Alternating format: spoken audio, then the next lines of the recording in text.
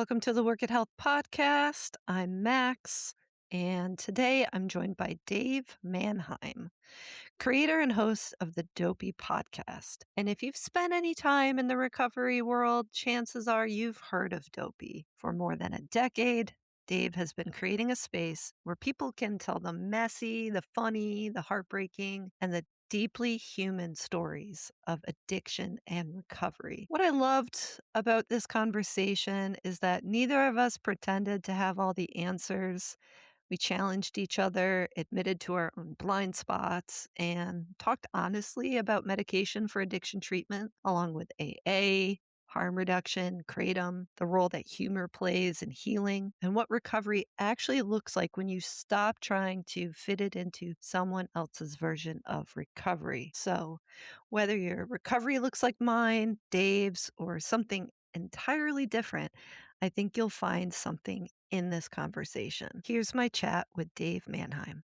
All right, sir, from all of your years listening to other folks' stories on Dopey and from your own lived experience being around folks in recovery, what is the most frustrating myth about people that use medication to get clean, such as Suboxone and naltrexone? Most frustrating myth to me is that anybody is correct. That one thing is correct. That they're using if they're using medicated assisted treatment, which is a myth that I used to think because I was on methadone forever and using, or that they're all sober and they're all in recovery. Any absolute around medicated assisted treatment, I reject because there are people who are 100% in recovery on medication, and there are people who are 100% using on medication. Is that too pointed of an answer? No, not at all. I mean, we hear, obviously, I'm sure you know, we hear it's using one drug and replacing it for another. That's the one we hear all the time. Because we on Mondays we play the old episodes with me and Chris, and this week on the show, like I notoriously talked shit about people on methadone and Suboxone as using, because I naively thought everybody was like me on methadone and Suboxone and was using. Like every morning I was on methadone, I went and I got heroin first, and I would shoot heroin before I got my methadone. And I was on benzos and I smoked weed. And as we made the show, I had actually a friend of mine from high school that I didn't know was in recovery listen to the show and didn't know it was me. And he wound up becoming sober and ran a methadone clinic in Westchester. And he deals with so many really high functional people in recovery who were on methadone. And we had him on the show, and that educated me. But it was really after Chris died that I realized if I was nothing but open minded to everybody's experience, I would be doing a lot of harm. And then we had somebody on the show who smoked weed in their recovery, and it all crystallized for me where anybody else's recovery really isn't my business. I'm responsible for my recovery. And I think a lot of my old ideas were really rooted in jealousy and fear. Like, in this woman who's an amazing recovery influencer said she smoked weed, I was like, I think I'm jealous and I know I'm judgmental, and your recovery isn't my business and my recovery is. I think that's a generous response and also says a lot that you knew to acknowledge your jealousy, because I think that's half the problem myself, that there's some sort of like envious nature to why anyone else would judge the way someone else is living. Or so I think you're right to point that out. I think when we get into places like that, fear, jealousy, those places usually come from fear. Jealousy or disgust or disdain or resentment usually comes from fear, and it rarely helps anybody. I agree. But I think horrible thoughts about everybody all the time. I just need to be clear about that. No, I mean, I'm already kind of like looking at my own inventory of judgments when it comes to how other people get sober. And I got to say, for the most part, I don't, nothing's clocking to me immediately, but I think sometimes I've complained about not feeling a part of a community or AA specifically, But then, they've got these rituals that I don't have. They've got a bunch of friends I don't have, you know? I think some of it's self-perpetuated of not belonging in AA, or I feel like I couldn't find my niche in AA or whatever excuse I made at the time, but, there's an element of jealousy in there too. Like, I kinda wish someone would tell me what to do from time to time. Well, I Probably mean, be good people for me. people can tell you what to do, but are you gonna listen to them is the question. I never wanted to go to AA. Like, I tried to go to NA, I went to NA. I didn't really work a recovery program when I went to NA. I got a year without using drugs. I drank a few times, though, and I'm not a drinker. And then it took me a few more years, and I went to AA. And I went to AA because I had remembered a phrase I had heard when I was in treatment about obsession, about having obsession being lifted. And I was obsessed with my family not being with me, like being separated from my wife and my daughter. And I was obsessed with it. I could not make it a minute without thinking about, oh my God, I fucked everything up. I can't believe I fucked everything up. And so I went to AA basically for that. And I had just a boatload of epiphanies in a very short period of time, and I wasn't I mean, if you really did the math, I don't know that I was ever an alcoholic. I never had an issue with drinking. I probably got drunk 10 times in my life. I'm a drug addict through and through, but I went to AA for the spirituals, for a solution to obsession, and I found it. And I never wanted to do what anybody ever told me, but I went there and I did what they told me, and my life got better. I'm going to make a suggestion: go to some meetings and take the cotton out of your ears and put it in your mouth and do what they tell you. And I bet you like it. I bet you meet like, my meeting is right now, I go to a beach meeting. It's 7 days a week. It's 8 in the morning, and in the summertime, it explodes. It's like the watering hole in the Serengeti when it's rainy season and everyone's there, and I have, like, 10 good friends, and there's, like, 50 people that don't wanna have anything to do with me. But my friends, I'm so happy to see, and there's respect and love, and I challenge you to go. I mean, you work a program, you're deep into this thing. I bet you find something you really like about it. I'll take that because we have a pretty significant recovery community right here, and we've been, like, looking to make new friendships, and I think that's the time. Now's the time. If it's not now, when? Go to Exactly. go on the weekend. I would commit to, like, I mean, I guess commit one at a time, but I would try to do a month and share every time, and I bet you something cool happens. Yeah, yeah. Well, I'll come back with an update. Alright, so traditional rehab, not huge rates of success, we're finding, and a lot of folks don't have access to drive to a traditional rehab that may not be in their city, or it may be, too expensive for them or what have you. So, just from your perspective, what do you think is so good about having access to this different type of recovery from your phone?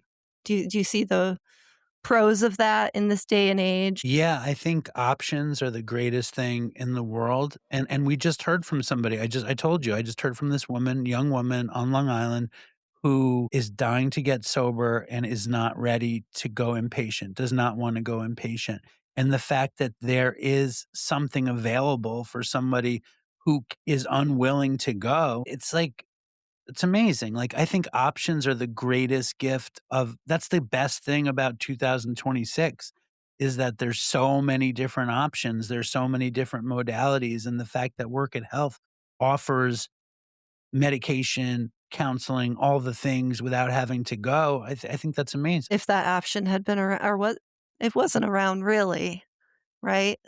When For you me, got sober? Yeah.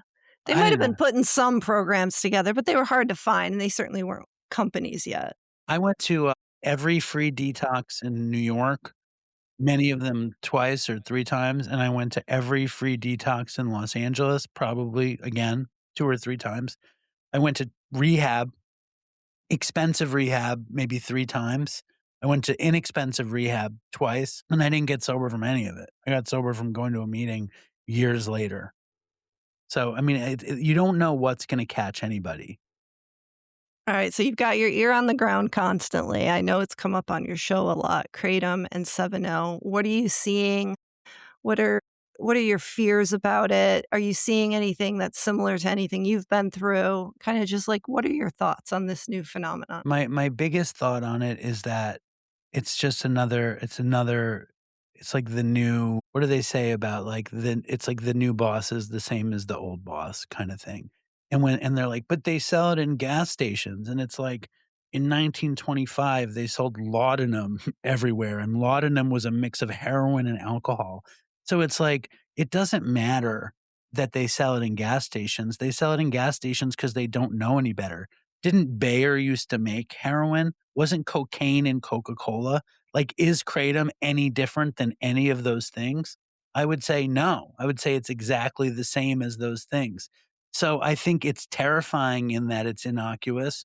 But I think all of those things, amphetamines were marketed as mother's little helper. All of those things, it's kratom being marketed as a workout tool is exactly the tradition of how drugs made it to middle class society in the first place. So it reminds me of the past. The scary part about kratom, or the most compelling part about kratom to me, is that there are so many fentanyl addicts and I guess some heroin addicts who use kratom as a harm reduction tool for heroin and fentanyl, and the lethality of kratom is far lower than fentanyl or heroin. So that's a plus. You don't want to see kratom disappear and fentanyl addicts be like, okay, I guess I'm going to go shoot fentanyl or smoke fentanyl and die. You don't want that to be the answer. So I would say kratom, and then we do a Zoom every Wednesday morning, and kratom is probably like the most ubiquitous hot topic, where you have straight kratom addicts who are desperate to get off kratom, then you have these opiate addicts who are trying to use it as harm reduction, and then you have these kind of alcoholics who kind of don't understand what's happening. And then all these it's the other thing is that the protocol for kratom seems so similar to the protocol for fentanyl, and I think that's very telling that it's Suboxone or Sublocade. And I find myself trying to give advice, but then I'm often reminded that I'm not a doctor and I shouldn't give advice. And you know, I think that's smart. And we're definitely seeing the same thing. We are seeing folks who have up to like 20 years of sobriety from opioids, heroin, who then started at some point dabbling into kratom, thinking that it was the safe alternative, that they could have this as long as it didn't get to, going back to heroin and fentanyl and opioids and whatnot. But we're also seeing people take like enormous amounts, right? And so they're coming in with enormous amounts. And right now, the science, at least that we have access to, is saying Suboxone, like to do a Suboxone induction and use that to get off the 7-O. And we're seeing a lot of success. I legitimately have nothing against anybody who's on a maintenance dose of anything. But one thing I hear a lot from people who are on maintenance doses is that they're embarrassed to go to meetings. They don't know how to talk about it at meetings. So that denies them this whole world of recovery, which is sad. It's a mix between their own sense of stigma and the stigma that exists in the meeting. And Mhm. I'll say this, the thing that I speak from my own experience is that when I got off of methadone, it was just one of the greatest things I ever got to do. It was such a great liberating experience to need to go to a clinic for 7 years or something, and how long it took me to come off of it. And I have no judgment to anybody who's in a clinic or on a maintenance dose of anything. The other upside I wanna say in terms of maintenance is it's not gonna kill you.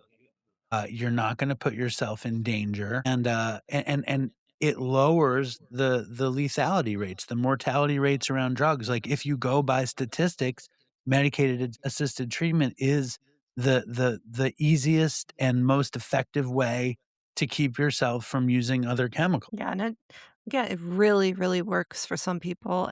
I just wish we heard more stories from people who are on maintenance medications and living their best lives, and folks that have tapered successfully, that used it and then successfully tapered without having a lot of pain and anguish during the process. Well, Dopey Nation, send in, your stories about where you're at in your maintenance. All right, this comes from me, and I'll be mindful of the time. No, no, I'm But not. Listen, you're good. We're good. one thing I love about Dopey, and it's the same thing I loved about the program I got sober from, is and it's what ended up obviously working for me, is that you're kind of allowed to bring your whole messy self. And that not only are you able to bring your whole messy self, but that you can laugh at it. And I don't know of another program that kind of does that. Do you get a lot of pushback from people saying, "Hey, recovery's not funny"? That we should I feel like it stems from this idea that we have to suffer and we have to be ashamed in order to stay sober, right? That we but I don't know, I don't think that's real. I mean, I think that's something that kept me from other programs, is that when do I get to bring in the mess and all of me? I think there have been people that have pushed back, but I think the most important distinction is that Dopey is for now, Dopey is not a program. Dopey is just a podcast.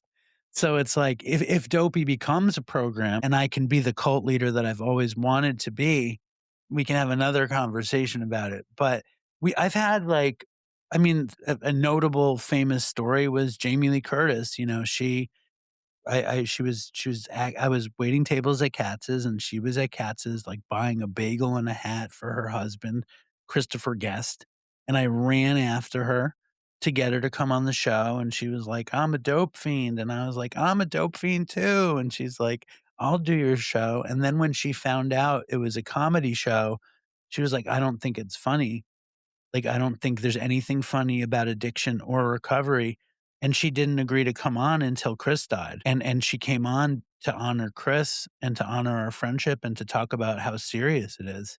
She was not into the laugh at it. She's very into, I think, embracing the mess that is you, but she didn't love the comedy aspect, whereas I would say I mean, I don't think she's a dopey listener either.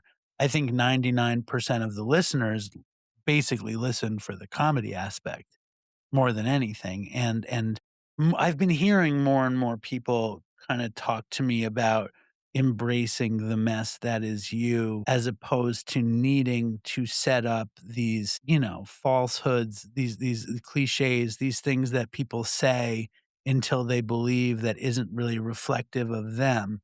And I think though there's so much power in a lot of the sayings if you can incorporate it into you. You know, I remember like when I first started getting sober and I would hear people talk about their truest self and their genuine self and I was like that's what I want. You know, I don't want to be some fake version of myself. I want to reconnect with who I am at my heart. And obviously, like, I think a lot of people drink and take drugs to connect with that peace in the beginning. And maybe in the beginning it's very pure.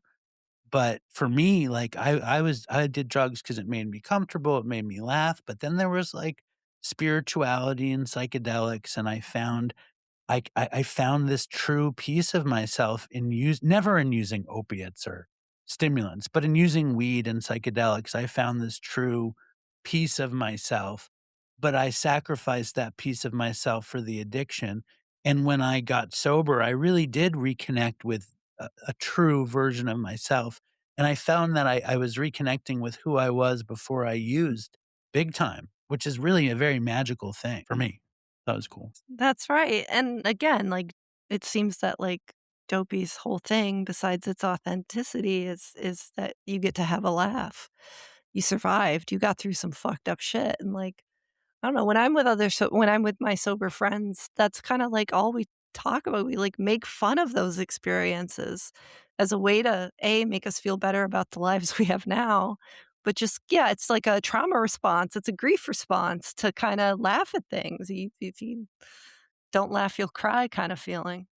Well, I think it's also like there's nothing better feeling than connecting with people. And if and then if we can connect with people based on the thing that kept us separated before, it's this triple strong connection. And with Dopey, like I love the absurdity and the comedy and the laugh, but what I really love is to be able to set up a unifying place for people like AA. and people like Smart Recovery and people that are using. Like, I want Dopey to be like the great tent that says it does I don't care, like, what the thing is. The answer is, like, we're together.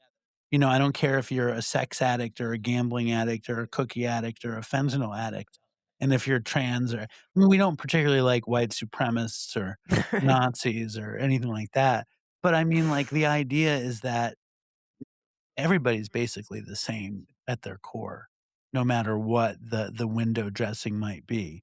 And the greatest thing about AA for me was that it was a spiritual solution and that it was inviting people to join each other on the broad highway. And love and tolerance is the code. And the result that you're after is to be happy, joyous, and free. Like, how can you argue with any of those things? They're the greatest principles that you could really put down. And that's what attracted me to it. It's awesome. Did you use harm reduction in your own journey? And how did Yeah, you but use it? yes, but I didn't really use it.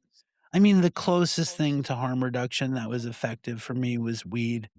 I loved weed. I if I didn't find a way to make abstinence recovery work for me, I'd be smoking weed. I mean, I tried so many things for harm reduction. I tried to do because I was a IV heroin addict, I was a benzo addict, I was a daily multi-time a day user of all those drugs and weed. I did coke, but I didn't like it. I did meth, I really didn't like it, but benzos, opioids, and cannabis I loved, and I was on it daily for over 10 years, all those things kind of together.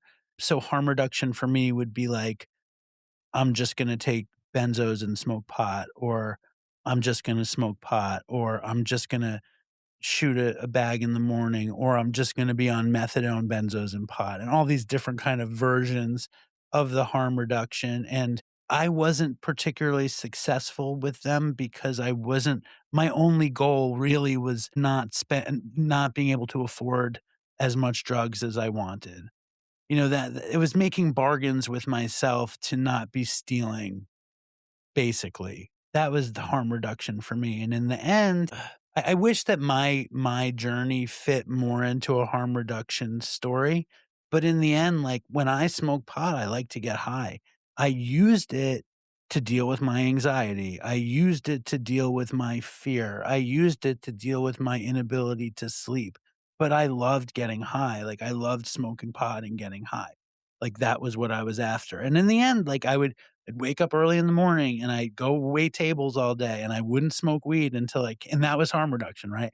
I wouldn't do heroin, and I also stopped doing benzos because I had so many seizures over the years, like crazy. I took so many benzos, I had so many seizures, and in the end, I was like, "Well, I don't wanna do heroin because 'cause I'm gonna get sick, and I don't wanna do benzos because these seizures will kill me eventually."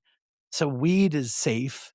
I'll smoke weed and I'll enjoy it, and I did, but when I was smoking weed and enjoying it, I met a couple people who had benzos, and I took a couple here and there, and then they also had, I think they had Percocet. I took a couple here and there, and then I was like, "Oh, I kinda like the way the Percocet feels," and I wound up doing heroin again. I didn't wind up getting stuck on it, but I did do it. Weed lowered your inhibitions that much? Like, it didn't make the paranoia coulda hit you a little bit more, sounds like. No, I was immune to paranoia. Like, Oh, I'm yeah. like I'm a true there's true alcoholics, and I'm a true stoner deeply in my DNA that I Mhm, wasn't somebody that would smoke weed and bug out ever. I would smoke weed and, like, get very relaxed. mhm. But just because that one time you saw it, like, go to next level, you were like, "I can't." That was No, what brought no, you to no. abstinence? No, what brought me to abstinence was I was smoking weed and the benzos started showing up again, and my partner was interested in us getting back together, and she had an idea that I was smoking weed, but she didn't know that I was taking benzos, and she found out I was taking benzos, and we had been separated for 3 years. We had a kid who was 3 and a half, and she found out I was taking benzos, and she had, like, a fit, and it had taken me a year to get 2 days of custody for myself, and when she found out I was taking benzos, she said, "You can't have the custody anymore." So I lost the custody, and then like any real stoner did, I wrote her this letter begging her to let me smoke weed. Like, I was like, "I won't take benzos, I won't do opiates, but I really wanna smoke weed. Don't destroy my life." Like, and that's when I had this revelation. I was writing this letter begging her to let me smoke pot, and I was 41 years old, and I was like, "Maybe I don't need to smoke pot." And I wound up going to an AA meeting the morning after, and, like, some guy was like and I he some kid, some 28-year-old kid who was really good looking, like, young and fit and handsome and had, like, a sleeve of tattoos and looked all cool, and that he was celebrating 10 years, and I was 41 and I didn't have 10 hours, and I went up to him because this is the kind of person I am. I was like I wanted to tell him how annoying I thought it was that he had 10 years and was all young and had his shit together. I don't even know what I was thinking doing that. And he's like, "Well, how much time do you have?" And I said, I have nothing." And he goes, "Well, did you get high today?" And I said, "No." And he goes, "Well, maybe today could be your first day." And I was like, That's interesting to me." And I went home and I called one of my very best friends and I gave him all my weed. And I had edibles at home and I called a guy at my restaurant. I gave away all the edibles and I went to a meeting the next day and I haven't smoked weed since. And I was terrified of like detoxing from weed. I thought it would be like detoxing from heroin. It was still intense. It wasn't that bad, but that's how I got to abstinence. It was really like I was so desperate for the family to be back, and I was so desperate to still have weed in my life that it was that obsession. So when I Mhm. went to, Alcoholics Anonymous, they were like, "Do you have a higher power?" I was like, "Not really." And he said, "Well, do you have a gift of desperation?" And I really did, and he goes, "Well, that's your God, God, gift of desperation, it's that." And I said, "Okay," I was like, I was 41, like, I was 41, I was a waiter, I was subletting an apartment, I was separated from my kid, I was in arrested development, suspended adolescence forever, and that was the best my life had been in 17 years or, in a long time, and since I was in my early 20s, and I was like, "If I'm lucky, I'll live to be 82." That's what this is my I was sitting in an AA meeting. I was like, "If I'm lucky, I'll live to be 82. I'm 41. This is half my life, and my life is better than it's basically ever been, and it's still totally horrible." I had all these dreams, and I'm waiting tables and living in the subletted apartment. My dad has to take me to visit my kid.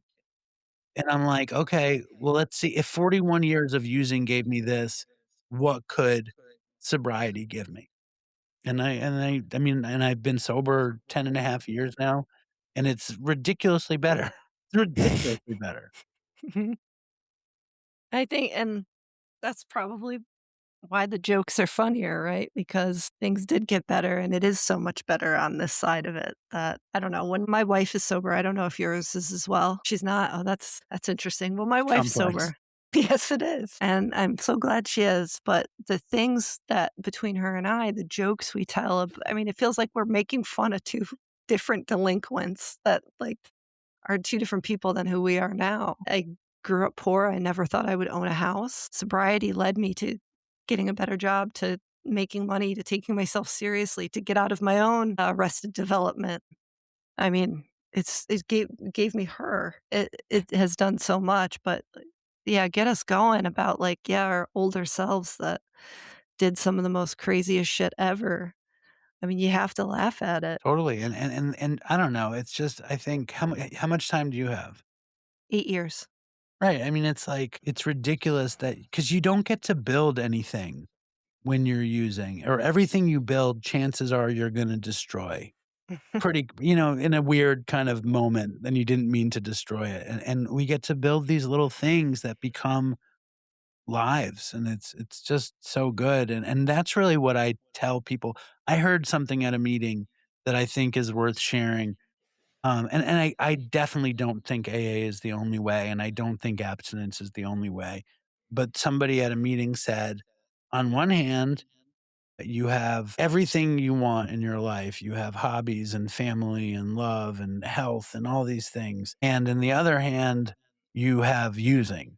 And it's basically you can have using or you can have all of these things. And I think for me, like if you told me that when I was 25, I would have been like, I think I can figure out a way to have both. And if you told me that when I was 35, I would have said, I think I could figure out a way to have both, even though I had fucked it up so many times. By the time I was 41, I was like, I don't think I can have both. Mhm. But on the other hand, what I like to, and I don't know that I've done a great job of saying this to people, to, you know, give it a chance, give it some time and see what the results are like because they're so great. And then the other piece of it is like helping people actually feel so good. It's such an incredible component to have in your life. And it's something else that you tell somebody, if you just try this, it's probably going to make your life a lot more fun. All right. All right, Thank you, cool. Dave. Enjoy Thanks, the man. rest of your evening I will. We're having a out big, big dinner, big out birthday on dinner. Long Island. Yes, in Long Okay. Island is how they On the pronounce Long it. Island, Long yes. Island. Yes. Thanks, Max. I All appreciate right. it. Right on. Talk soon. Okay, cool. Bye-bye. Bye. That was my conversation with Dave Manheim, creator and host of the Dopey Podcast. A huge thank you to Dave for joining us and for being so open about your own recovery journey. If you enjoyed this conversation, be sure to check out the Dopey Podcast wherever you listen to podcasts and follow at Dopey Podcast on social media. And if you or someone you love is looking for support with addiction, Work It Health provides evidence based, compassionate care that meets people where they are at. You can learn more at workithealth.com. If you enjoyed this episode, we'd love it if you subscribed, left a review, or shared it with someone who might need to hear it. Thanks for listening, and we'll see you next time on the Work It Health podcast.